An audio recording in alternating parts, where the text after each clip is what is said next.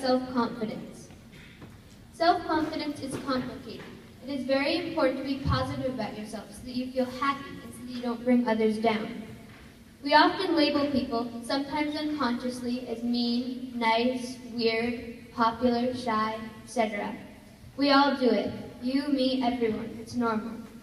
Think of a label you may have labeled someone in your head.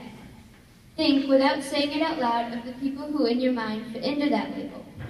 Let's go with mean. Think of people who can be mean. Now think of why they might be mean, and put yourself in their shoes. In many cases, people say mean things or act mean because they are not comfortable with themselves. They are so self-deprecating that they have to put others down to think higher of themselves. Now, even if you are extremely empathetic, it can be hard to have empathy for these people. I know that I put myself in others' shoes all the time and that I'm able to have empathy for people around me. But I also know that if I see someone bullying someone or being mean, sometimes I just can't put myself in their shoes. I can't imagine being so mean or so exclusive. But as a school, we need to build everyone's self-confidence. We need to make every single person in this school feel welcome and positive about themselves. We are usually taught, if anything, how to make the bully stop or how to deal with the bully, but we are never taught how to make the bully happy or more confident. Today, this is our goal, to raise everyone's confidence. This may seem like such a simple task, but it has a large impact on everybody. So especially compliment those you have labeled because hopefully they can grow in confidence and get a new label like kind. Don't do that when they are being mean. Stand up for the victim.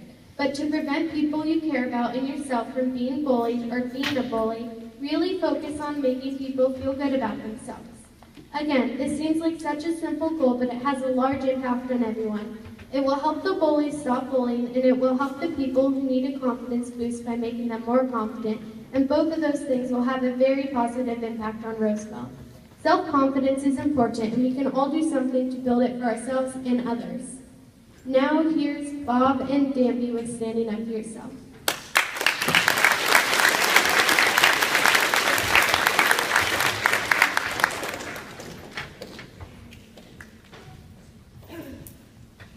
Hello, my name is Bob.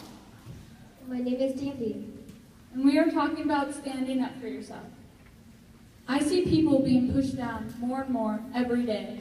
They get called names they hate. People neglect their ideas, even if it hasn't been heard. The main thing that gets me, though, is that they don't stand up. Most people give up and cry, or merely just ignore them. I'm not saying that if this is you, that you should bully the bully. What I'm saying is that we are people, and we all need to respect each other. We need to understand differences and learn to love. And most of all, you've got to stand up for yourself. You were born to be real, not perfect. You're here to be you, not what someone else wants you to be. So stand up for yourself, look them in the eye and say, don't judge me until you know me. Don't underestimate me until you challenge me. And don't talk about me until you talk to me. Life is too short to wake up in the morning with regrets. So love people who treat you right and forget the ones that don't. Believe that everything happens for a reason. If you get a chance, take it. If it changes your life, let it. Nobody said it was easy, but they just promised that it'll be worth it. So even if you're afraid, stand up for yourself. Stop running away from your problems because if you do, you'll make the problem 10 times harder. Give, but don't allow yourself to be used. Love, but don't let your heart to be abused. Trust, but don't be naive. Listen to others and don't lose your own voice. If something doesn't work for you, it doesn't work for you. You don't have to explain yourself or defend your life decisions to anyone else. You have the right to make your own decisions to your best interest and what you think is right. So you gotta stop letting people walk all over you because you're not a sidewalk. When you feel down, remember the story. A wise old man sat in front of the stage and told the joke. The audience laughed. The man told the joke again, and less people laughed. He told the joke over and over until no one laughed. Then he said, if you don't laugh over the same thing over and over again, why do you cry over the same person who hurt you over and over? Now, next, the person that we need will represent Sazi.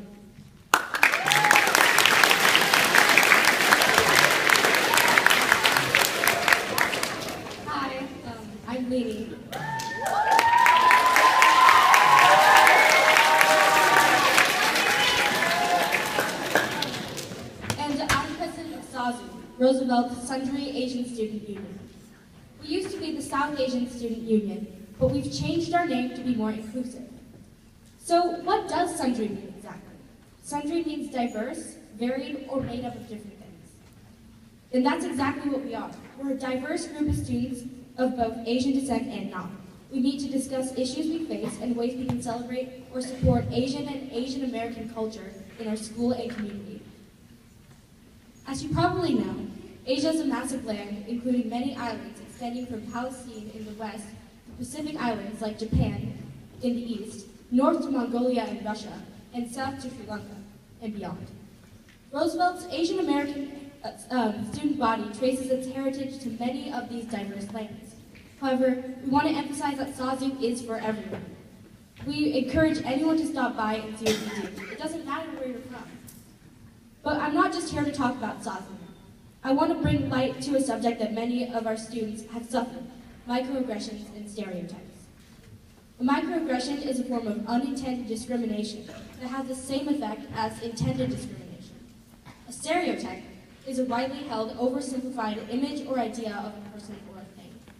Examples of this would be like saying all Muslims are terrorists or all Asians are super smart.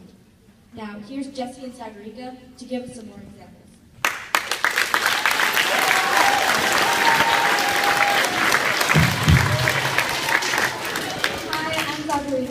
And I'm Jessie.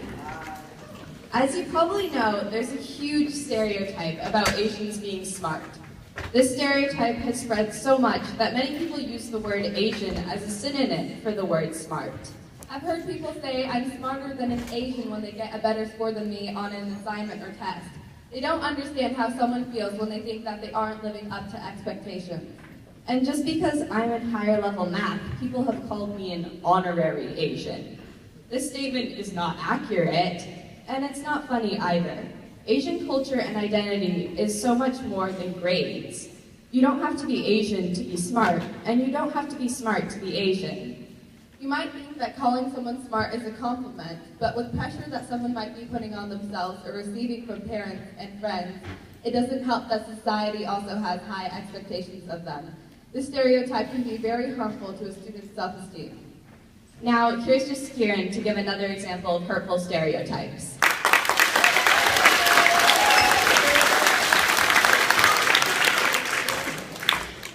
Hi, my name is Kieran, and I'm a member of SAWZU. I am from India, and in India there are many religions, cultures, and types of people. The religion my family and I follow is Sikhism, and our religion says that we should wear turbans. I don't wear a turban myself, but some of my family members do. Since the September 11th attacks, many people see turban-wearing people as terrorists. So even though Sikhs had absolutely nothing to do with this terrorist attack, we often get accused for being terrorists and harassed for the way we look the way we do. In fact, after the 9/11 attacks, several innocent Sikhs were killed in the United States because people thought their turbans somehow meant they were terrorists. I have been called a terrorist many times. A few months ago, someone said, "You could be a terrorist." I said you could be one too, because a person's physical features have nothing to do with their likelihood to commit an act of terrorism. The next day, that person came up to me and asked, "But think about it. Compared to white people, how many Sikhs have bombed buildings with airplanes?" None. No Sikhs have ever been part of any acts of terrorism in the United States. Now here's Stalini, some of our message for today.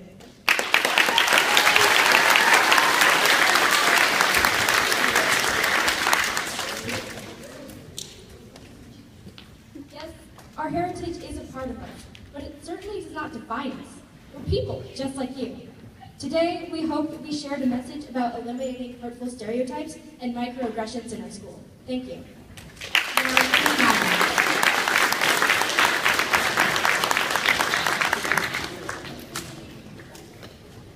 I'm Maya from the Gay Straight Alliance here at Roosevelt. I'm an 8th grader.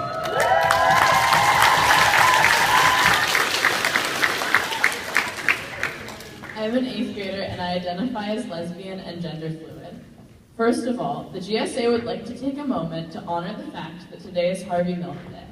For those of you who don't know, Harvey Milk was the first openly gay person in public office in the United States. He remains a symbol of activism and pride for the LGBTQ, or lesbian, gay, bisexual, transgender, and questioning community. In the January 16th Assembly, Ivan Coyote told a story about her cousin Christopher. However, she didn't have time to complete the story, so I'm going to start out by finishing it. I don't know how much you remember of Ivan's speech, but what she didn't have time to